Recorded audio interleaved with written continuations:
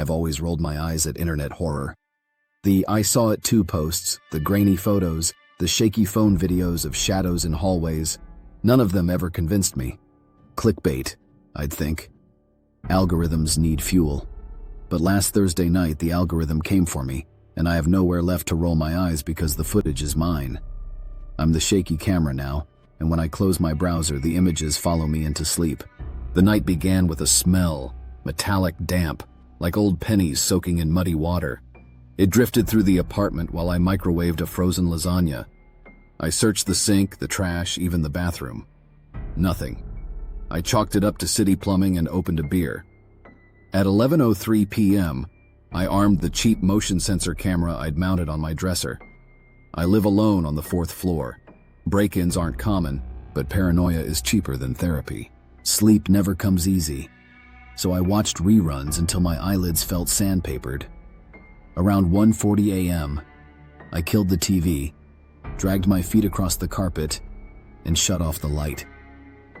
The room sank into that soft gray nothingness where furniture becomes silhouettes. Only 2 shapes remained recognizable: the door leading to the hallway and the closet opposite my bed. I'd left the closet door ajar. Moving boxes still filled its floor. The sliver of darkness inside felt thicker than the dark surrounding it. I remember checking the camera's red LED before slipping under the sheets. It winked like a tiny lighthouse. Evidence, I thought, of my rationality. Morning came with a dead camera. The LED was off and the device felt warm as if it had been working overtime. I popped the micro SD card into my laptop, expecting hours of blackness, or maybe the cat from upstairs triggering the sensor through the wall. The file length read 3 minutes and 27 seconds.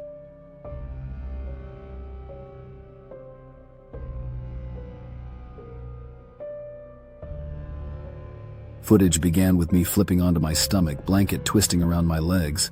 For an hour, nothing happened but the soft dance of moonlight across wallpaper.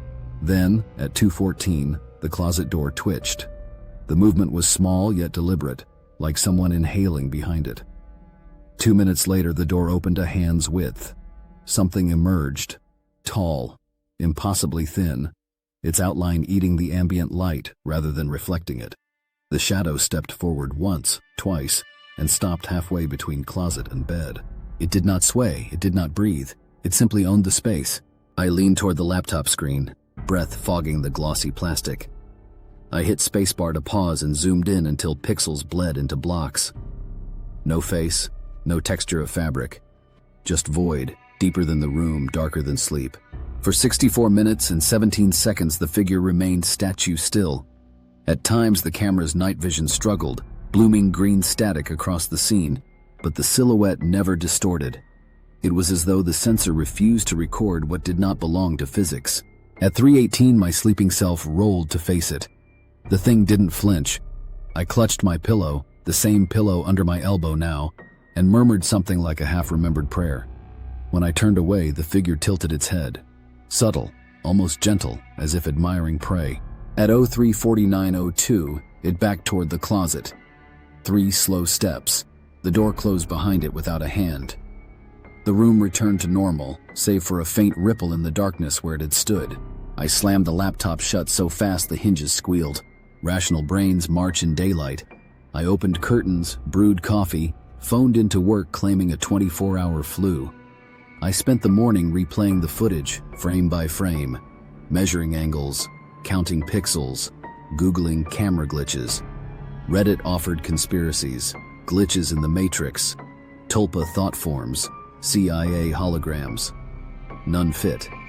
At noon, I emailed the clip to 3 friends with a single line. Tell me what you see.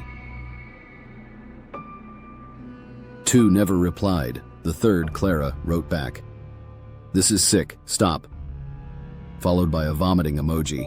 Fear metastasizes when shared. By sunset, I had turned on every lamp, and still the corners felt wrong. I considered booking a hotel, but the footage felt tied to me, not the apartment. Running would drag it along like a shadow. I set 3 cameras, bedroom, hallway, living room. Fresh batteries, new cards. I even sprinkled baby powder in front of the closet like detectives in old movies. Then I waited. Sometime around 12:30 a.m., I nodded off at the desk. I dreamt of soggy cardboard and rust until a thud shook me awake. All lights were out, though I'd left them on. My phone read 2:11 a.m. The apartment hummed with refrigerator static and distant traffic, but beneath those normal sounds lay a dripping noise, slow, rhythmic from the bedroom. I tiptoed down the hall, clutching a flashlight. The beam skated across peeling paint, settling on the closet door. It was closed, yet the powder in front of it was scuffed, streaked by what looked like toes dragged through flour. The camera on the dresser was smashed, lens cracked like a spider web. A single frame froze on its screen. The closet door gaping wide, something white inside. A face, just before impact. I fled to the hallway, heart-punching ribs, and dialed 911 with trembling fingers. Halfway through the call, I hung up. What would I report? A nightmare with fingerprints? I slept on the couch, lights blazing. At dawn, I discovered the bedroom camera card was gone, ripped from its slot. The hallway and living room recordings were intact but useless, static, interrupted by occasional pops like knuckles cracking.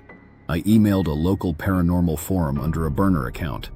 A user named Spectral Lens responded within an hour, asking for details. When I mentioned the hollow face, he replied, "Classic negative space entity. Feed on observation. Don't acknowledge it." He suggested mirrors opposite closets, salt across thresholds, and constant noise. I laughed, but bought sea salt anyway. That evening, Clara dropped by unannounced, pale and wide-eyed. "I deleted your video," she said, voice shaking. "But it's in my head. Every time I close my closet, I swear something taps back." She lifted her sleeve. Purple bruises ringed her wrist like fingerprints. "Lock your doors," she whispered, before hurrying down the stairwell. 3 nights blurred into anxious vigil. No footage, no bruises, just the smell. Stronger now, metallic rot saturating the air vents. I barely ate. I barely blinked. On the 4th night, I turned the closet knob and yanked it open, salt shaker in my free hand. Empty boxes, winter coats, a dead bulb overhead. I felt stupid and relieved, until I noticed gouges on the interior wall, parallel lines carved downward like someone dragging nails. At floor level, a fist-sized hole punched clean through plaster revealed darkness beyond the building's inner wall. "That's impossible," my rational brain protested. "Brick and insulation lie behind those studs." Yet the hole breathed cold air that smelled of pennies and soil. Something moved in that crawlspace. Armed with a phone flashlight and a hammer, I widened the gap. Behind the drywall was a narrow passage, a forgotten contractor's crawlspace maybe, though it shouldn't have existed in a 1970s concrete high-rise. The space extended downward at a slight angle, tall enough to crouch. I should have called someone, a plumber, a priest. Instead, curiosity, or whatever puppets humans toward doom, pushed me inside. The walls were damp, lined with thin scratches, as if 1,000 hangnails had brushed them in passing. 10 feet in, the tunnel split left and right. I chose left, marking the intersection with a chalk X. After 20 yards, the passage opened into a chamber no bigger than a walk-in closet. In the center stood a camera tripod, my missing bedroom camera mounted on top, blinking red. It faced a sheet of reflective metal propped against the far wall like a makeshift mirror. The reflection was wrong. Instead of me, I saw the bedroom. Bed rumpled, moonlight spilling, a figure standing at the foot. I whipped around. The chamber was empty, yet the mirror showed the hollow man cleaving closer, pixelated face hollowed out. I heard breaths not my own. Hot. Fast. I bolted. The tunnel flexed like rubber, each step sinking deeper, as if the floor were mud. I dropped the salt, the hammer, everything, clawing toward the light of my apartment. Behind me, the sound of bones clicking echoed, a marionette being walked. At the tunnel mouth, I stumbled out, toppling boxes. The closet door slammed shut by invisible force, splintering the frame.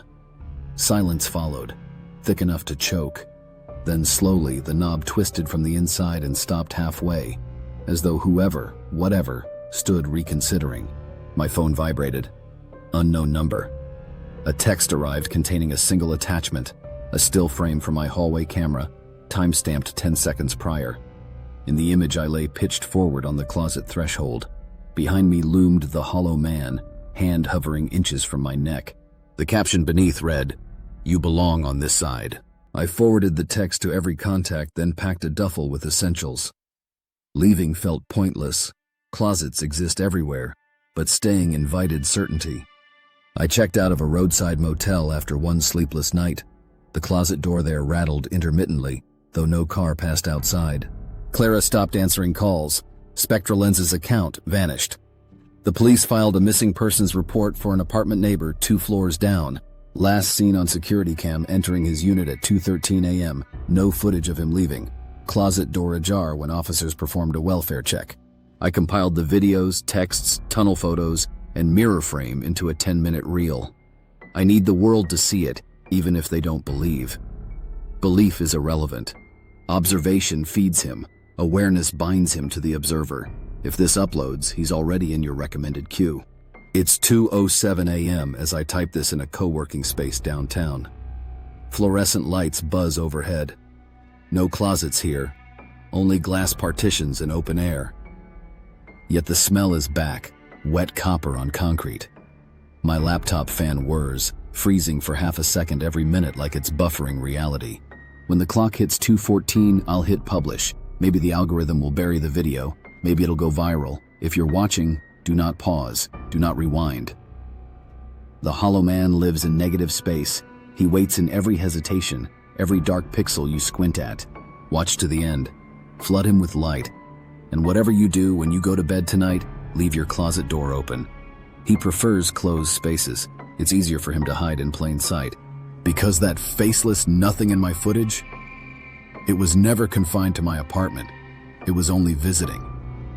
And if the footage taught me one thing, it's that he likes to stand very, very still until you forget he's there. Sleep well. I'm going to try.